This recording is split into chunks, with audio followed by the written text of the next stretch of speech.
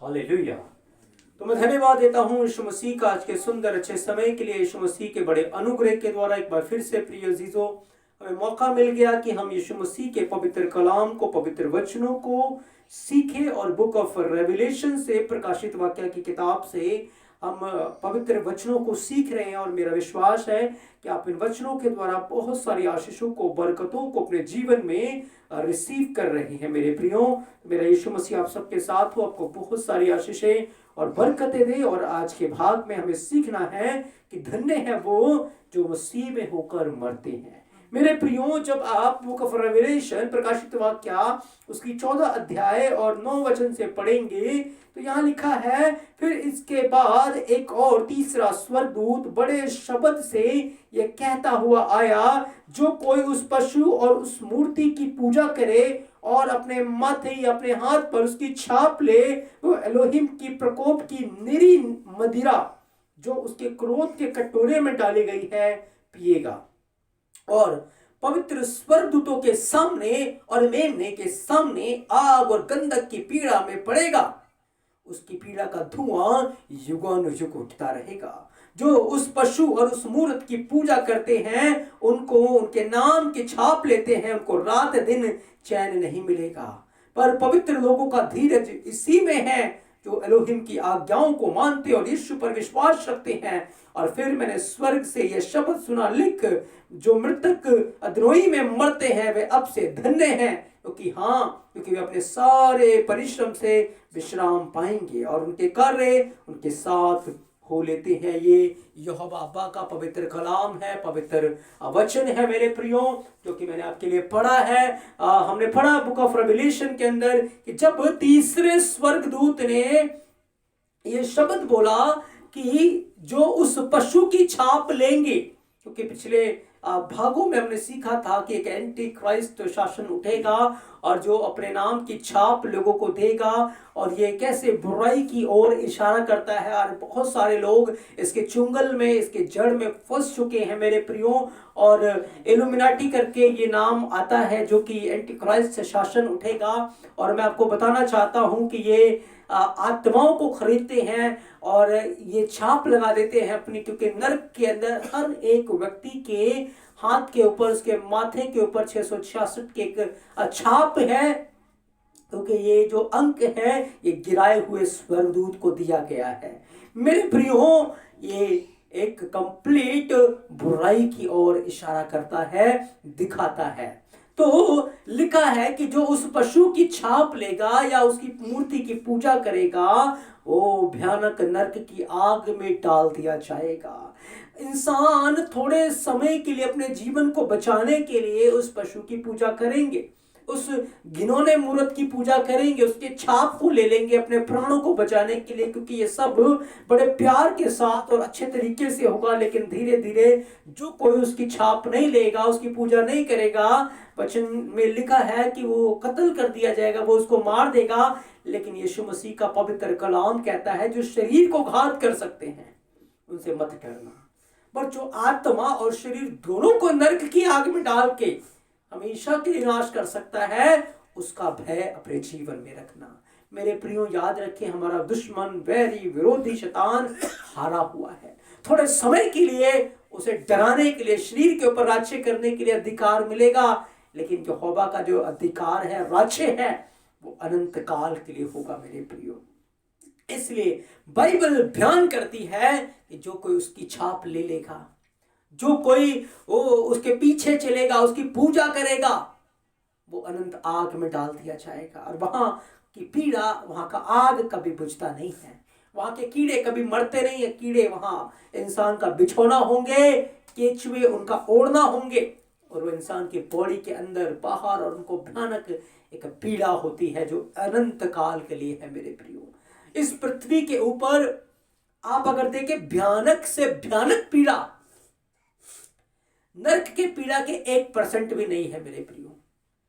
अगर मैं नरक की पीड़ा को 100% लिखूं और पृथ्वी की पीड़ा को अगर मैं देखूं, कोई भी अगर आप भयानक से भयानक पीड़ा भी ले ले, तो वो भयानक से भयानक जो पीड़ा है वो नरक के पीड़ा के मुकाबले में 1% भी नहीं है मेरे प्रियो। इसलिए आज बहुत जरूरी है कि कहीं हम अनजाने में उस दुष्ट का काम अपने जीवन में तो नहीं रखे हुए बैठे हुए हैं, क्योंकि हो सकता है आपने फिजिकल रीति से छाप नहीं ली, लेकिन स्पिरिचुअल रीति से हम उसके कामों को अपने जीवन में संभाल के रखा हुआ है। क्योंकि छाप लेने वाले तो नरक में जाएंगे, लेकिन जो उसके कामों को अपने अंदर रखते हैं वो भी उसके साथ अनंत आग में गिराए जाएंगे मेरे प्रियो। इसलिए अपनी जुबान के ऊपर, अपने मन के ऊपर, अपने कामों के ऊपर हमें चौकसी रखना है, हमें ध्यान रखना है, क्योंकि बहुत बार हमारी जवान फिसल जाती है, हमारा मन हमें धोखा देता है और हम वो करते हैं जो गिराए हुए स्वर्गदूत ने किया था। हम वो करते हैं जो यहोवा की दृष्टि में भला नहीं है, और ये काम हमें नरक की ओर लेकर जाएंगे मेरे प्रियो।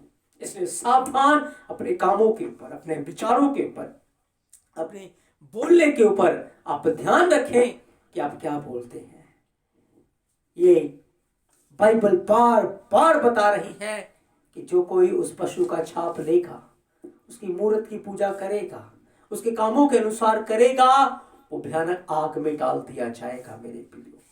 लेकिन जब आप प्रकाशित वाक्य 14:12 को पढ़ते हैं, लिखा है, धन्य है वो पवित्र लोगों का धीरज और विश्वास इसी में है कि वो यहोवा की आज्ञाओं का पालन करें और मसीह यीशु की गवाही देने पर स्थिर रहे। क्योंकि ये दो बातों के कारण, याद रखें, एक भयानक पीड़ा मसीहों के ऊपर आई, लेकिन जिनके अंदर ये दो बातें होंगी, जो यहोवा की आज्ञा का पालन करते हैं और मसीह की गवाही देने पर स्थिर रहते हैं, वो यहोवा की करुणा से घिरे रहेंगे, उसकी मर्सी से, उसकी दया से वो घिरे रहेंगे मेरे भाई।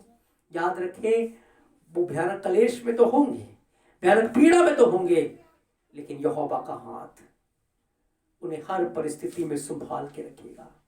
यहोवा का हाथ उन्हें बचा के रखेगा मेरे प्रियो। इसलिए कभी भी अपने आप को अकेला ना समझें। जब आप मसीह के कारण दुख उठाते हैं तो याद रखिए, मसीह आपको महिमा भी बख्शेगा मेरे प्रियो। जितना आप मसीह के कारण दुख उठाते जाएंगे, उतना ही मसीह में एक अनंत महिमा आपका इंतजार कर रही है। अनंत महिमा आपके लिए स्वर्ग के अंदर तैयार करके रखी हुई है मेरे प्रियो। लिखा है, धन्य है वो जो मसीह में मरते हैं। आत्मा कहता, हाँ, वो अपने सारे परिश्रम से विश्राम पाएंगे। प्रकाशित वाक्य के अंदर लिखा है, धन्य को इब्रानी भाषा में बारक बोलते हैं मेरे प्रियो। बेथ रेश फाइनल कफ, बेथ रेश फाइनल कैप। बेथ और रेश को जब आप जोड़ेंगे तो बनता है बर। बर का अर्थ होता है पुत्र, मसीह। और काफ जो है, काफ का अर्थ होता है यहोवा के दोनों हाथ, मसीह के दोनों हाथ है। तो धन्य है वो व्यक्ति जो धन्य है, उसके ऊपर पुत्र का हाथ होगा मेरे प्रियो।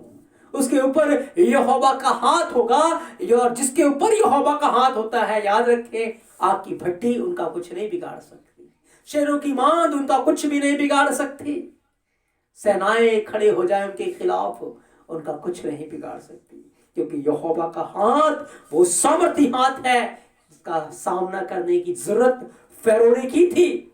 याद रखिए, उसकी सारी सेना लाल समंदर में डूब के मर गई मेरे प्रियो। आज भी चूहे उसका मांस खाते हैं, तो यहोवा के हाथ का सामना कोई भी नहीं कर सकता। इसलिए ब्लेस्ड है वो इंसान, धन्य है, बारूक है वो जो मसीह में मरता है, जो यहोवा की आज्ञा का पालन करता है, उसकी गवाही देने पर वो स्थिर रहता है।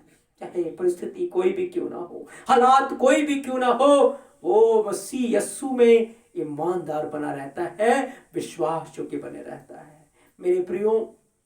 बहुत आसान है हमें गिर जाना, लेकिन बड़ा मुश्किल है विश्वास में बने रहना। लेकिन जो बने रहेंगे वो चैन से धर्म का प्रतिफल पाएंगे मेरे प्रियो। वो अनंत काल के राज्य में पिता और पुत्र की गोद में होंगे, उसकी महिमा कर रहे होंगे मेरे प्रियो। याद रखें, इस पृथ्वी की भयानक से भी भयानक पीड़ा नरक की पीड़ा की 1% भी नहीं है।